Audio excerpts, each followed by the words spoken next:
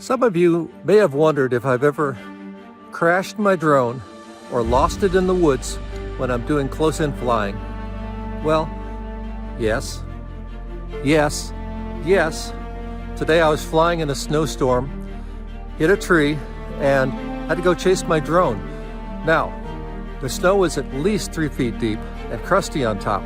I knew I wasn't dressed for it immediately, so I went home, got a snowsuit on, put on Sorels, got snowshoes just in case, and then thankfully my drone has a feature where it will beep if I press a button, and it is so quiet and peaceful out here in the woods that from about 100 feet away I heard the beeping and walked over, well, actually crawled over because the snow was so deep.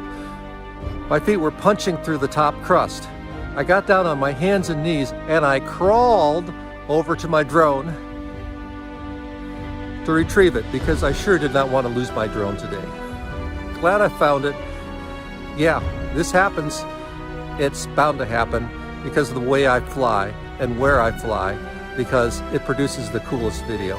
Anyway, that's it. Take care. Say goodbye, drone.